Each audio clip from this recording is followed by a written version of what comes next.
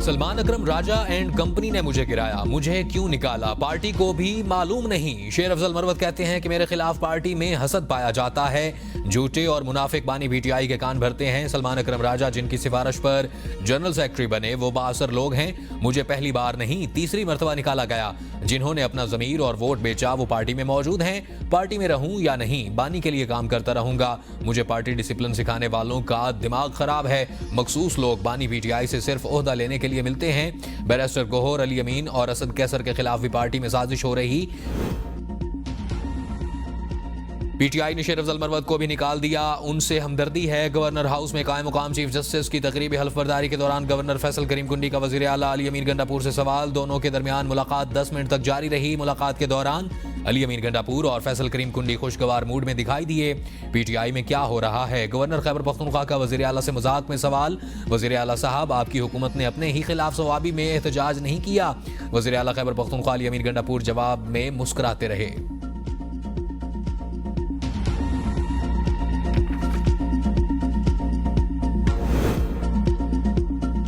शेर अफजल मरवत को party discipline की खिलाफ वर्जी पर निकाला गया। शाहिद खट्टक की एबीएन न्यूज के प्रोग्राम डिबेट एट 8 में गुफ्तगू कहते हैं कि इलेक्शन कराने और मखसूस नशिस्तों के हवाले से सुप्रीम कोर्ट का फैसला नहीं माना गया।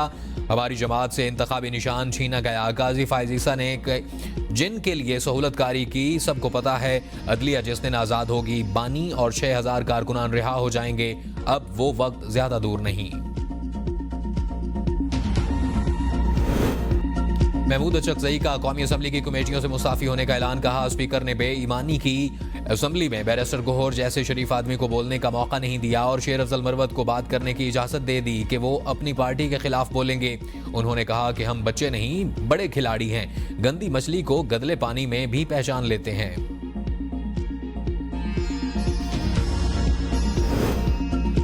महमूद खान अचकजई की मौलाना फजल रहमान से मुलाकात। मुल्की सियासी सूरत हाल पर तबादला ख्याल। ऑपोजिशन इत्तेहाद पर भी मुशावरत। ऑपोजिशन की गोल मेज कॉन्फ्रेंस और पार्लियामान में एहतजाज पर बातचीत हुई। दोनों रहनुमाओं का मुश्तरका तौर पर ऑपोजिशन इत्तेहाद को आगे बढ़ाने पर इत्तफाक। महमूद अचकजई ने कहा कि पाकिस्तान आइन की सरबुलंदी से ही आगे बढ़ सकता है। मौलाना फजल रहमान ने कहा कि अवाम की फलाह और बेहतरी के लिए मुस्बत अंदाज और इत्तफाक राय से आगे बढ़ना होगा।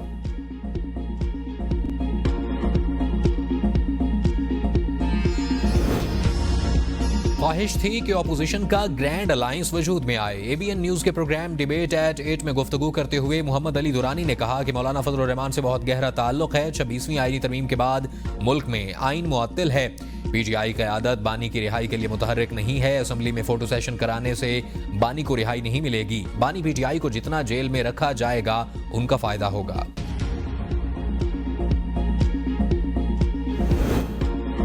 कुछ गलत किया ही नहीं तो रेफरेंस का डर कैसा? सुप्रीम कोर्ट के सीनियर जज जस्टिस मंसूर अली शाह का वाज़ेह मौक़िफ़। कहा, हुकूमत ने रेफरेंस लाना है तो ले आए, मुकाबला करेंगे। मैदान किसी सूरत नहीं छोड़ेंगे। कमरे में मौजूद हाथी किसी को नजर ना आए तो क्या कह सकता हूं। जजेस में कोई इख्तलाफ नहीं। तमाम जजेस से मुलाकात होती है, इकट्ठे चाय भी पीते हैं। काम न करने के सवाल पर जस्टिस मंसूर अली शाह ने कहा कि मुकदमात निपटाने की शरह देख लें। किसके कितने फैसले कानून की किताबों में शाया हुए, सब सामने और तमाम रिकॉर्ड सुप्रीम कोर्ट की वेबसाइट पर मौजूद है।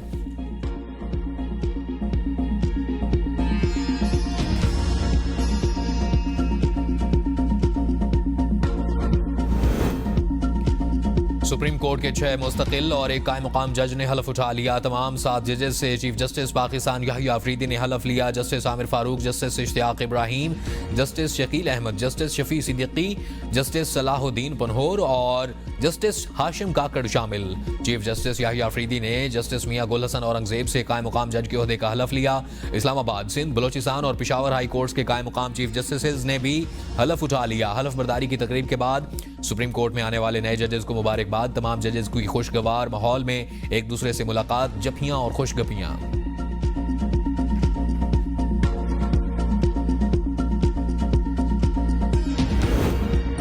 सुप्रीम कोर्ट में जजेस की मजमूई तादाद 25 हो गई। 22 मुस्तकिल, 1 एक्टिंग और 2 एड हॉक जजेस शामिल। सुप्रीम कोर्ट में नए जजेस के आने पर seniority list update. Chief justice के बाद जस्टिस मंसूर अली शाह का पहला, जस्टिस मुनीब अख्तर का दूसरा नंबर, जस्टिस अमीनुद्दीन का तीसरा और जस्टिस जमाल मंदुखेल का चौथा नंबर। जस्टिस मंसूर को जुडिशल अकेडमी से हटा दिया गया।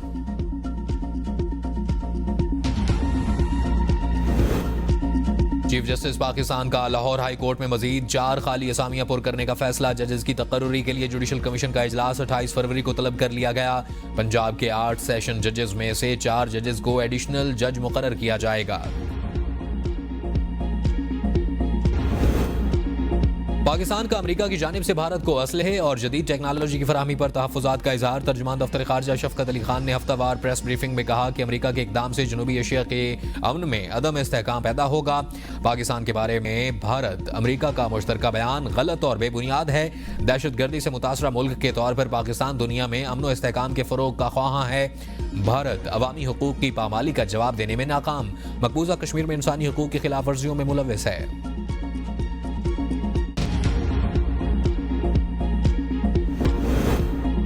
वज़ीर-ए-आज़म से इंटरनेशनल फाइनेंस कॉरपोरेशन के एमडी मुख्तार ड्यूब की मुलाकात।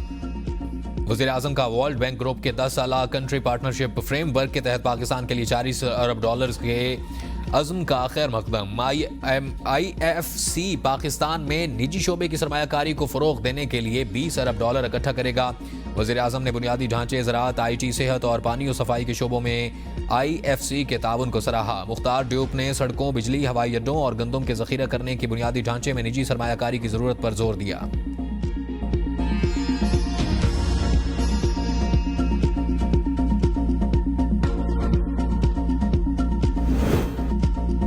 IMF की एक और शर्त पूरी कर दी गई। हुकूमत ने FBR से अहम इख्तियारात वापस ले लिए। टैक्स पॉलिसी साजी और टैक्स वसूली को अलग अलग कर दिया गया। वजारत खजाना में टैक्स पॉलिसी ऑफिस कायम। अब FBR सिर्फ टैक्स वसूली के काम की हद तक महदूद रहेगा। रेवेन्यू बढ़ाने के लिए टैक्स तजावीज़ पर अमल दरामद पर तवज्जो देगा। टैक्स पॉलिसी ऑफिस बराह रास्त वज़ीर खजाना और रेवेन्यू को रिपोर्ट करेगा और हुकूमती इस्लाहाती एजेंडा बनाने पर काम करेगा। टैक्सेस पॉलिसियों और तजावीज़ का तज्जिया करेगा। IMF को टैक्सेस पॉलिसी साजी वसूली के अमल को खुद मुख्तार रखने की यकीन दहानी कराई गई थी। टैक्स फ्रॉड कम करने के लिए खामियां और काबू पाकर टैक्स के नफाज को तवज्जो दी जाएगी।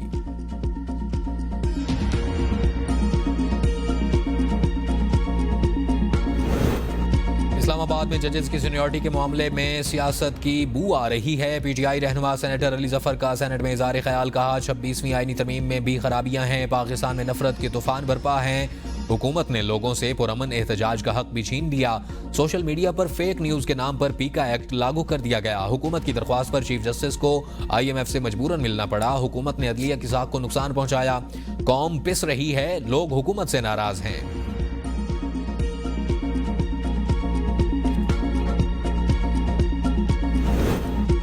PTI को अवामी मसाइल की हल में कोई दिलचस्पी नहीं। बिलाल अजहर कियानी कहते हैं कि PTI ने हमेशा वक्फा सवालात के दौरान ऐवान का माहौल खराब किया। प्रेस कॉन्फ्रेंस में कहा गया हमें बात करने का मौका नहीं दिया जाता। शेर अफजल मरवत को बोलने का मौका मिला तो अपने ही साथियों पर तनकीद की।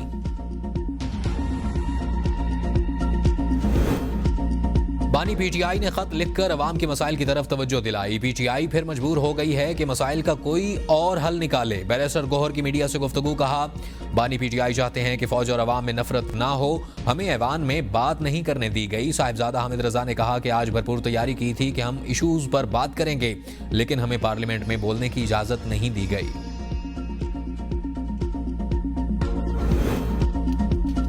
बानी PTI का लिखा खत आर्मी चीफ ने न पढ़ा ना तो वज़ीर-ए-आज़म भी पढ़ेंगे। आर्मी चीफ को खत तरले करने की आखिरी हद है। स्पीकर पंजाब असम्बली मलिक मोहम्मद अहमद खान की मीडिया से गुफ्तगू। कहा जिनको खत लिखा गया उन्होंने कहा कि मैं इसे पढ़ूंगा भी नहीं, वैसे ही वज़ीर-ए-आज़म को भेज दूंगा। अगर खत वसूल कुनिंदा नहीं पढ़ेंगे तो वज़ीर-ए-आज़म भी नहीं पढ़ेंगे। ये खत उन्हीं खतूत की एक कड़ी है जब उनकी सूबों में हुकूमत थी और वज़ीर खजाना शौकत तरीन मुल्क को डिफॉल्ट करवाने पर तुले हुए थे। आज उमर अयूब IMF को खत लिख रहे हैं। बानी PTI और उनके हवारियों की हरकतों पर परेशान हूं कि आखिर उनका एजेंडा क्या है। आर्मी चीफ और आला हुकूमती ओहदेदारान का SIFC की ग्रीन कॉरपोरेट इनिशिएटिव का दौरा। वज़ीर आला पंजाब ने स्मार्ट एग्री फॉर्म और ग्रीन एग्री मॉल्स और एग्री रिसर्च सहूलत सेंटर का बाकायदा इफ्तिताह किया। दौरे के दौरान शुरका को ज़रई शोबे की तरक्की के लिए इस्तेमाल होने वाली जदीद ज़रई मशीनरी का मुआयना भी कराया गया। किसानों को महंगी मशीनरी खरीदने की बजाय आसान किराए पर मशीनरी हासिल करने के मौके मैसर होंगे। आर्मी चीफ और वज़ीर आला पंजाब का ज़रई शोबे की तरक्की के लिए GPI की कारकर्दगी पर मुकम्मल इत्मीनान का इजहार।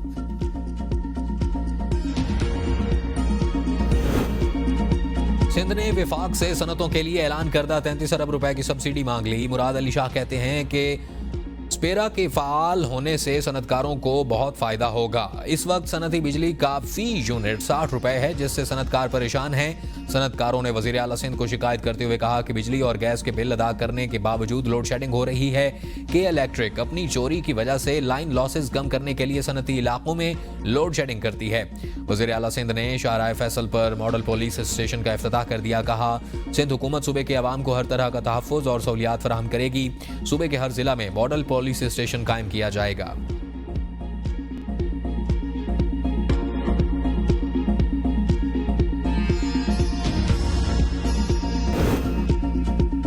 मुस्तफ़ा आमिर को लड़की के मामले पर अरमगान ने कत्ल किया। गिरफ्तार मुलजिम शहराज का इंकशाफ। गिरफ्तार मुलजिम के मुताबिक अरमगान ने मुस्तफ़ा आमिर को बहाने से घर बुलवाया। 3 घंटे तक लोहे के राड से तशद्दुद करता रहा। मुस्तफ़ा को नींद बेहोश करने के बाद मुंह में टेप लगा दी।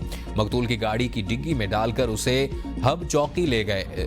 जिंदा होने पर अरमगान ने पेट्रोल छिड़क कर मुस्तफ़ा समेत गाड़ी को आग लगा दी। हम गाड़ी को आग लगाने के बाद वहां से 3 घंटे पैदल चलते रहे।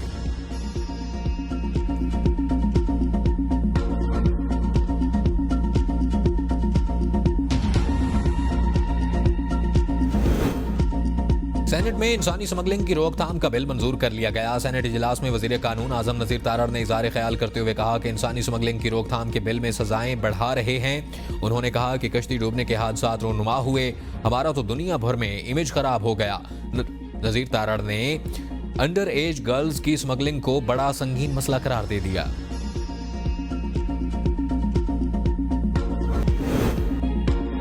पीका कानून आज़ादी इजहार और आज़ादी सहाफ़त को मुतासिर करता है, जो आइन के आर्टिकल 19 और 19A की खिलाफ वर्जी है। इस्लामाबाद हाई कोर्ट का PFUJ और एंकर्स एसोसिएशन की पीका कानून का लदम करार देने की दरख्वास्तों का हुक्मनामा जारी।